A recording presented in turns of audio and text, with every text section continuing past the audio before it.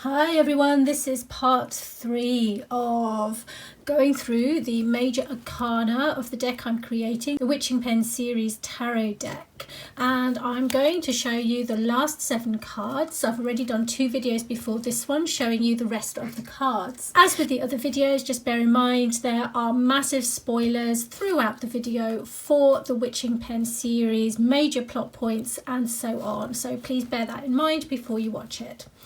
Let's go straight onto this card here, which I have posted as a photo on my Facebook page before with details about this card. This is the Chariot number 7. This card portrays Dianna from the books. Dianna was the little, very, very old Chinese man who is more of a magician or a wizard really, who had harnessed an incredible amount of knowledge and spiritual powers and was able to help Morgan Le Fay raise the dragon, wake up the sleeping dragon. At least that was the hope, that was the plan.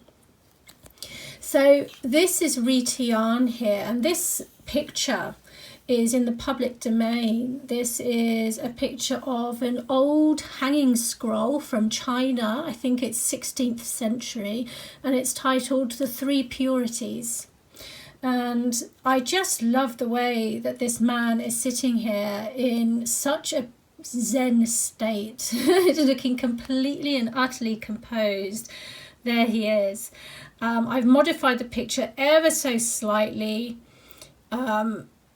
just to make it fit how I want it to fit in this particular deck. And we've got 2 dragon heads here symbolizing the 2 horses that you find in traditional tarot, facing in opposite directions, and the figure here, the charioteer, is harnessing his power to make the chariot go in the direction he wants it to go. So he's doing that with the power of his mind, with his spiritual acumen. He's very, very wise and very learned in his field.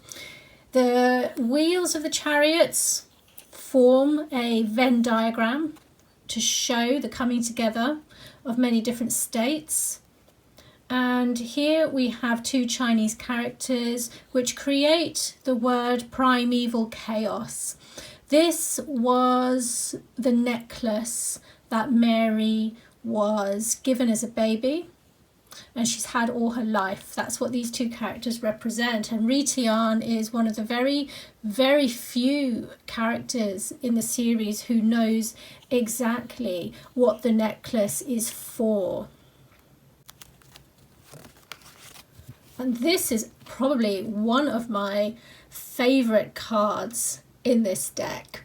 This is the Judgment card. I've called it the Call. And this lovely lady is from another public domain painting created by the same artist who created Girl with a Pearl Earring. This one is called Study of a Young Woman. And again, we're looking at sometime between 1665 and 1667 for this painting here. And I love the look in her face. She just looks so wise, and we have no idea of her age here. She could be 8 years old, she could be 80 years old, and that's the beauty of that painting. And I wanted this painting to represent the Totelemi demon, Sophia. There's a lot going on in this card, and I just kind of love the layers in it. You have all of these people like drones on their morning rush hour going towards the underground. And here's the train tracks going off into the distance. Where to? Nobody knows. And Sophia represents the call. In the book series, she handed this balloon that was shaped like an angel to Mary with a very cryptic message. And it was that action, that message, that kind of woke up something sleeping in Mary and had her having a conversation that she had with Gwen outside Carl's house as they shared a cigarette. So that was her call. And you could see this figure here as Mary, or somebody like Mary, who hears the call and rises to it, and is therefore then saved from this robotic walk towards the underground. The underground here has two meanings. Of course, you can take it very literally. From the book series, it represents the underground train station that Sophia was at when she handed that balloon to Mary. But also, the underground is where Abaddon lives. It's where the devil lives. And we know what happens to Mary in that story and her origins. So there's a lot here in this card, and I just really love it. And the extra little layer is this image here of a traditional woodcut of the Judgment card, the angel blowing the trumpet, that I've placed in here as a gesture, a nod towards the actual Judgment card. That's one of my favourite cards in this tarot deck, definitely.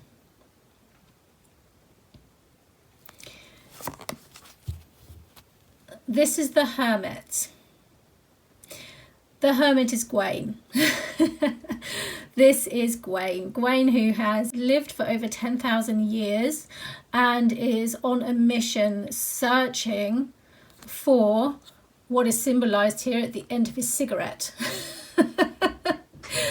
We were just talking about the cigarette that he and Mary shared outside Carl's house, which is part of the reason I wanted this image here of a man smoking a cigarette. And I have placed a star at the end of his cigarette, which is a nod to the traditional Hermit card, where he carries a lantern with a star inside. It's possibly snowing, symbolising the timelessness of the Hermit and how many years he has behind him. There is a sweep of white here behind the Hermit. This could be his angel wings. It could be clouds, but it represents an ethereal quality to the Hermit, that he is on a spiritual quest to better himself and to find the knowledge that he needs to find, for whatever reason that might be. He is always a solitary character. He is always alone. Nobody can quite reach him. And Gawain was the perfect person, I think, just to symbolise the Hermit card. And we see a very, very clear connection between this card and the next. This star at the end of his cigarette and the star, which is Ymari. Of course, that's Mary. And the star is what the Hermit is searching for. It's what Gawain is searching for, Ymari. This is Ymari in heaven, on the dark side of the boundary, lighting it up in a way he's never seen anyone do before. The waters coming out of her hands is a nod to the traditional Star Tarot, where she's got 1 foot on water, 1 foot on land, and is pouring water from jugs into the river.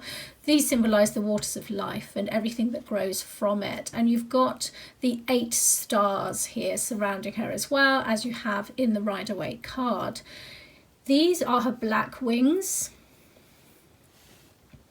These are jasmine flowers, symbolising hope and faith through turmoil and chaos, through difficult times, through revolutionary times. And the star lights the way. And here we have the devil, the devil himself, Abaddon. Again, there is an awful lot going on in this card. Down here, you've got a woman who represents Mary in the books when Abaddon captures her. She's tied in chains. She's got a torn shirt. She doesn't know her way out of this trap at the moment.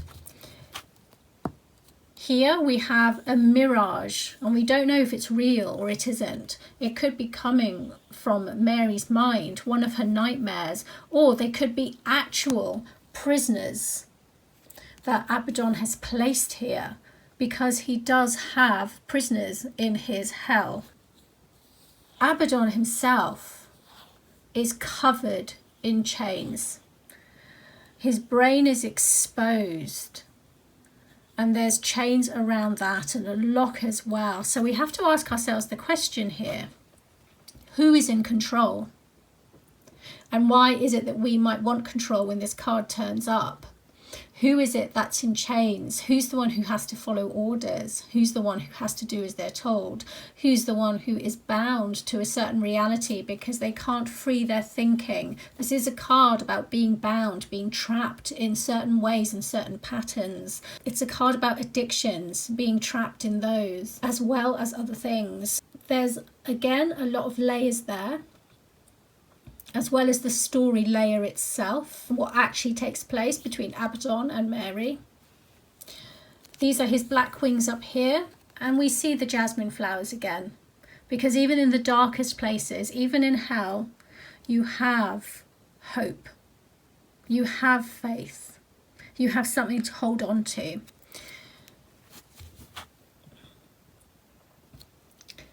The next card might be my favourite so far in this deck, although I don't know, it's a close call between this one and the Judgment card.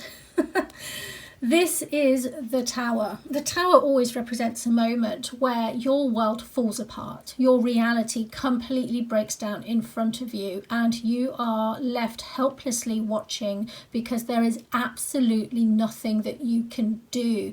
It is, in a sense, destined. It is fate. It comes out of the blue. You didn't see it coming. You didn't expect it. Even if afterwards, with hindsight, you think you should have, you never see it coming. That tends to be the feel, the energy, the essence of this card when it turns up in a reading. And here we have this beautiful statue representing Morgan Le Fay. This is the moment Morgan Le Fay watches Eleanor strike her lightning on top of Canary Wharf Tower. And it's the moment she realises she's lost. She's lost everything. She's lost a whole era and her entire race. It's all gone. So this is the moment she falls apart. And we see that here with the cracks in the stone. Her spirit shining through.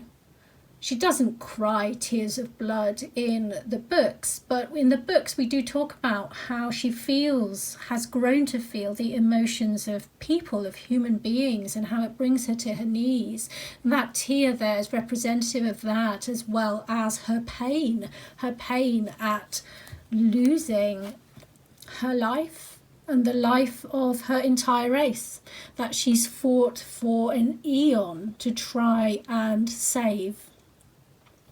And these are her wings, and this is Canary Wharf here in the background. This is my own photograph. It's from the same series of photographs I took from the two towers you see in the Moon card. This is from that same series. This is Canary Wharf Tower there. So this is Morgana looking on as her world falls apart, the Tower. And here we have the world. The culmination, the completion of everything, the full circle come round. It's the conclusion, it's the very end of the series, it's the epilogue. It is the epilogue of The Last Dragon, where we see all of them gathered under the acacia tree in the Birthlands, which was once called the Wastelands.